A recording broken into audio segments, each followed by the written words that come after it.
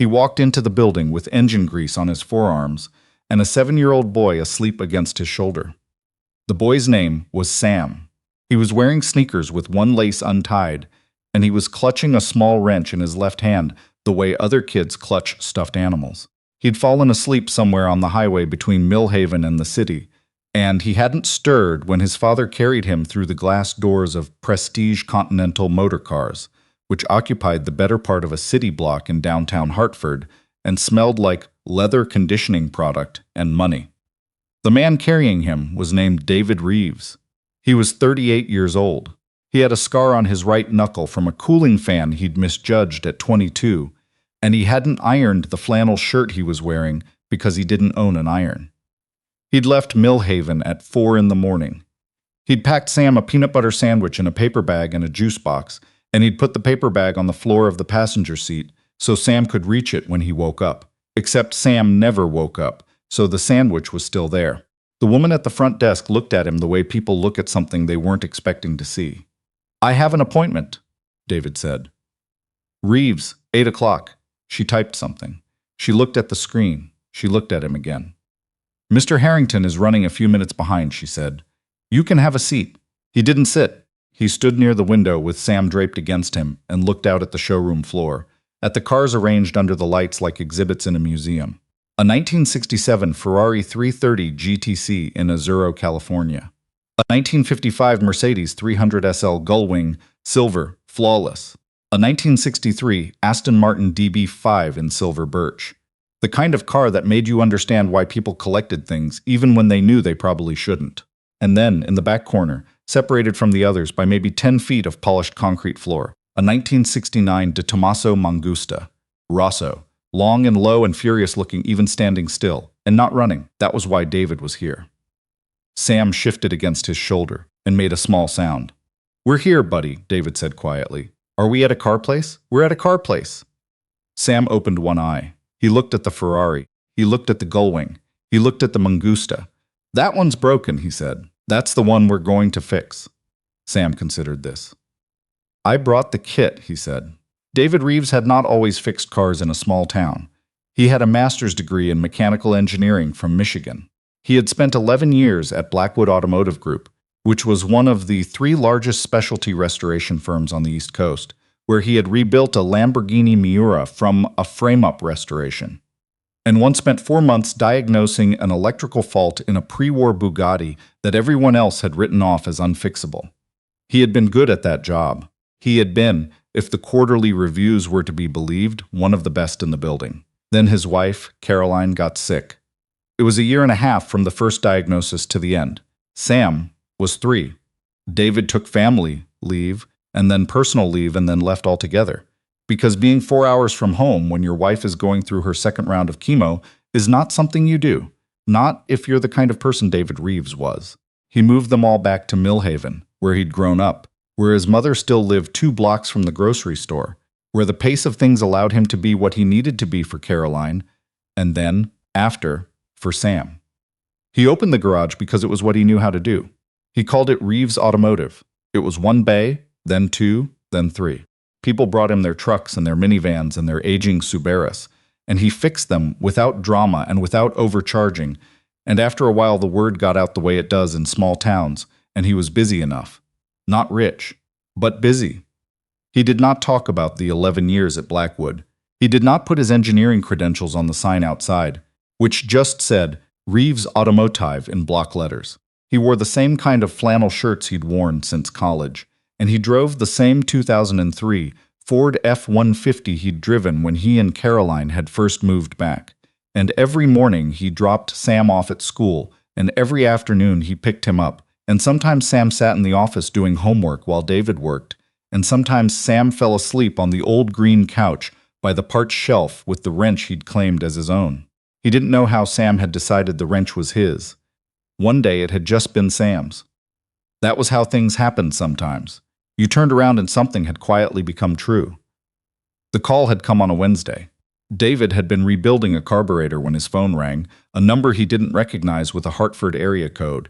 He almost didn't answer. He answered. The voice on the other end belonged to a man named Jeffrey Harrington, who was the general manager of Prestige Continental Motor Cars, and also, as he explained in the first 45 seconds of the call, the head of acquisition and restoration services for one of the most significant private automotive collections in New England.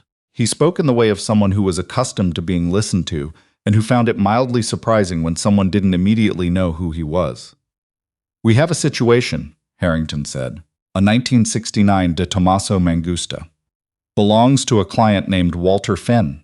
David knew the name. Walter Fenn was what happened when old money met a genuine eye for machinery. His collection was the kind of thing people wrote articles about. It had been featured in 3 separate issues of a magazine that cost $22 per copy and was available in approximately 4 airports in the United States. "What's wrong with it?" David said. "That," Harrington said, "is somewhat the question," he explained. The Mangusta had been running beautifully until 3 weeks ago, when it had produced an abnormal sound during a cold start, something the attending technician had described as a deep, rhythmic knock from somewhere in the mid-engine section, and then shut itself off and refused to restart. Their in-house team had gone through it twice. They'd sent photographs and data to a specialist in New York who did phone consultations at $300 an hour. The specialist had suggested the timing chain. They'd gone through the timing chain. That wasn't it. They'd checked the cam followers, checked the valve clearances, pulled the ZF transaxle and inspected the input shaft. None of it. The car sat in the corner of the showroom not running, and in 17 days, Walter Fenn was hosting the Fenn Invitational at his estate in Litchfield County. A private gathering of some of the most serious collectors in the northeastern United States, and the Mangusta was supposed to be the centerpiece of the display. "Why are you calling me?" David said. A pause. "Because a man named Arthur Bledsoe told us to." David was quiet for a moment. Arthur Bledsoe had been his mentor at Blackwood. He'd retired to Vermont 2 years ago and grown tomatoes, and refused to consult for anyone, which was either admirable or wasteful, depending on how you felt about tomatoes. "Arthur doesn't give out my number," David said. "He does," Harrington said, "when he thinks the situation warrants it." Jeffrey Harrington was a tall man with silver hair cut very precisely and a suit that had clearly been made for him rather than purchased off a rack. He shook David's hand in the lobby with the calibrated warmth of someone who had decided, perhaps after a brief internal debate, to be gracious. He looked at Sam. "Your son?" "He goes where I go," David said. This appeared to require some processing. Harrington processed it. "Of course," he said. "This way." They walked through the showroom. Sam walked between them, still holding the wrench, looking at each car with the focused attention of someone conducting an inspection. He stopped briefly in front of the gull wing and examined the door mechanism with an expression of professional interest. David kept walking. Sam caught up. The Mangusta was even better up close, or would have been if it had been running. Rosso Corsa over a tan interior, and the body was right. No bubbling, no poorly matched paint, no signs of a lazy respray. Somebody had taken good care of this car. The hood, which on the Mangusta opened at the rear to access the mid-mounted Ford Windsor V8, had been left open, and David could see the engine sitting there, attended by the careful attention of people who had run out of ideas. He stood and looked at it for a moment without touching anything. "Can I see the service log?" he said. Harrington handed him a folder. David read it slowly. Sam sat down on the floor next to the car and began examining the underside of the rocker panel with the wrench, not doing anything to it, just looking at it the way he looked at things he found interesting. "He's not going to," Harrington began. "He's just looking," David said, without looking up from the folder. He read through everything.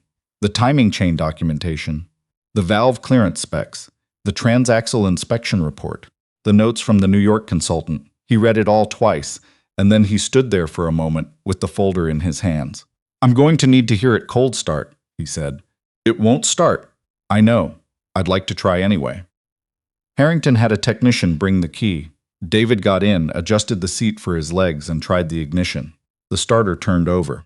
The engine caught for approximately 2 seconds, produced a sound that was less a knock than a hesitation, a stuttering pause in the middle of what should have been a smooth mechanical sequence, and then died. David sat in the seat for a moment after it died. He didn't say anything. He got out. "That's not the timing chain," he said. "No," Harrington agreed. "We established that. It's not the cam followers either." "Also established." What's the fuel pressure at cranking? Harrington looked at him. I'll need the gauge, David said, and I'll need a few hours. He worked through the afternoon while Sam slept on a parts box someone had found for him. One of the junior technicians, a young woman named Petra, who wore her hair in a braid and seemed genuinely interested in what David was doing rather than merely professionally required to be present, brought him a coffee without being asked. What are you thinking? She asked. I'm thinking, David said, that whoever built this car originally was working with a Ford 302, Windsor, and a set of Weber carburetors that were set up beautifully for a certain altitude and a certain temperature range. Okay. And that when you change certain fuel delivery components, which someone did apparently in 1987, you change the assumptions the rest of the system is running on. Petra considered this. But it was running fine until 3 weeks ago. It was running fine until the temperature dropped, David said. What was the weather like 3 weeks ago? She thought about it. Cold front, she said. First really cold week of the year. David nodded. The original issue wasn't a mechanical failure in the dramatic sense. No broken component, no spun bearing, nothing that announced itself with noise and destruction. It was a calibration problem, old and accumulated and invisible. The fuel delivery system, as modified in 1987, had a vacuum line routing that worked adequately in warm conditions but became marginally insufficient at cold start in temperatures below 45 degrees. Not dramatically insufficient, just enough. The engine would catch, and then, starved of the precise fuel mixture it needed in those first critical seconds, stumble and quit, every time. Reliably, invisibly, in a way that looked from the outside like almost anything else. The timing chain diagnosis had been a reasonable guess. The cam followers had been a reasonable guess. They were simply wrong. David found the issue at 6:47 in the evening, working by the overhead lights, because the natural light through the showroom windows had gone gray and then gone entirely. He found it in the routing of a vacuum line that was 2 inches too long, creating a pressure drop that was measurable only if you knew where to look and what you were measuring. He sat back on his heels and looked at it for a moment. Sam appeared at his elbow. Did you find it? Sam said. How long have you been awake? A while. He looked at the engine. Is it that line? David looked at him. Yeah, he said. It's that line.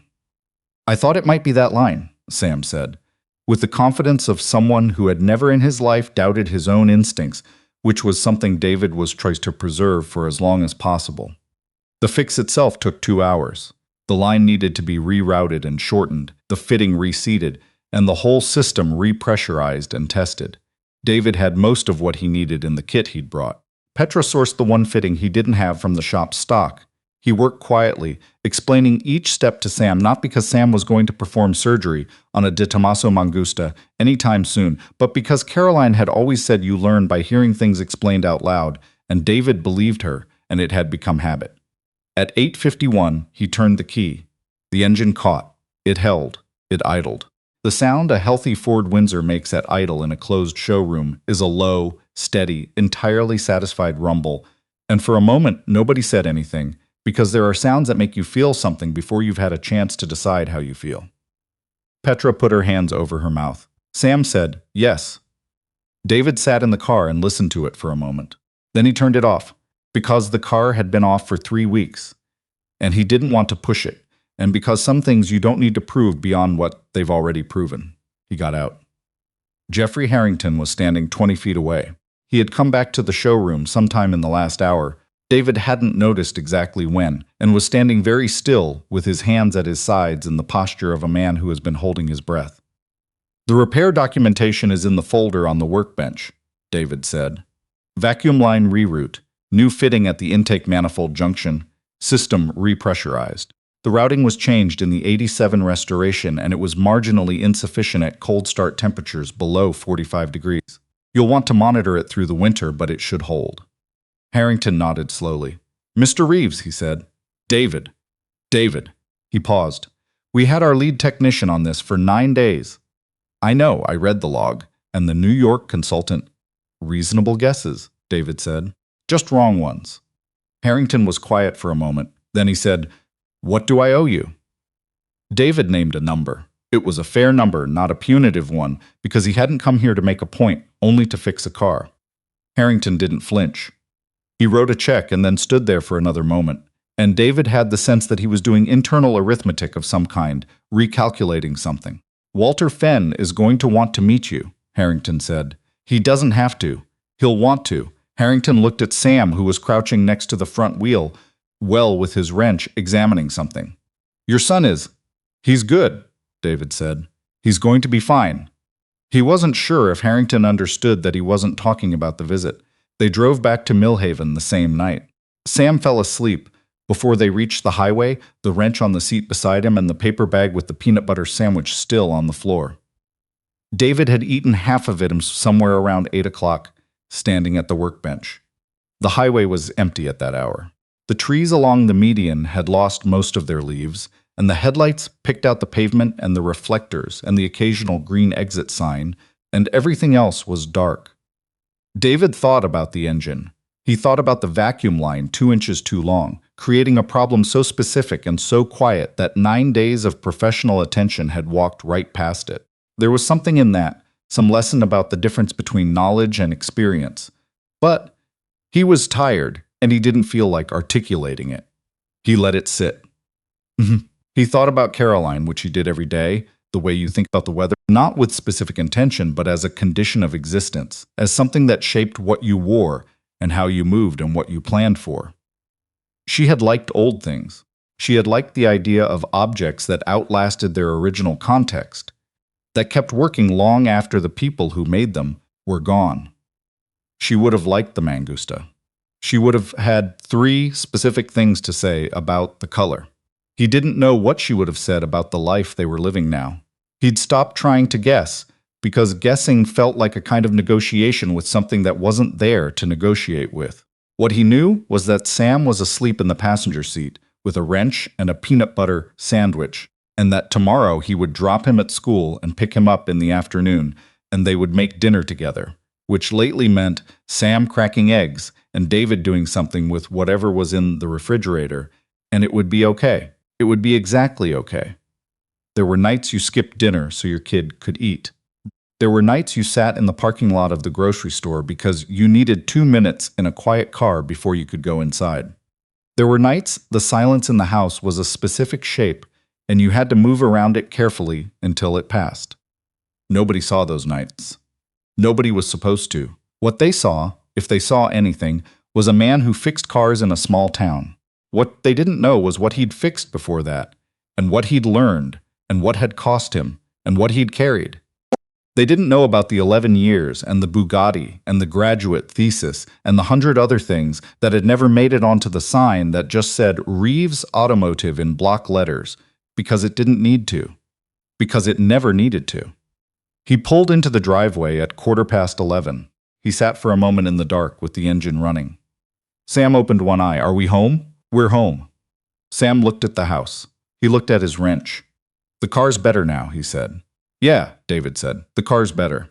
Sam nodded once, satisfied, the way he always was when a thing had been assessed and found to be in order. Then he closed his eye again and waited for his father to carry him inside, which David did, lifting him carefully from the seat, taking the wrench from his hand and putting it in his jacket pocket so it wouldn't get lost, carrying his son up the porch steps and through the front door and down the hall to his room.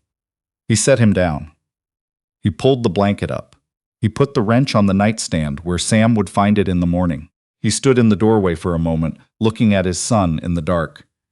Then he went to the kitchen and made himself a cup of tea he didn't finish, and sat at the table for a while listening to the house, which was quiet in the way it usually was at that hour, and which he had learned, slowly and without any particular milestone, to live inside of without trying to make it something else.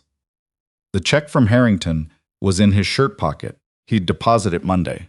He had a Chevy Tahoe waiting in Bay 1 and a brake job due Thursday and a man from 2 towns over who was bringing in a vintage Triumph he'd bought at an estate sale and didn't know how to start. There was always a car, there was always something that needed to be listened to, carefully, until you heard what it was trying to say. He finished the tea anyway. He washed the cup. He turned off the kitchen light. In the morning, Sam would find the wrench on the nightstand and put it in his jacket pocket and carry it to school. And David would watch him walk through the front doors, and then drive to the garage and open the bay doors and let the light in. And the day would begin the way days did, quietly, one thing after another, which was all a day needed to be.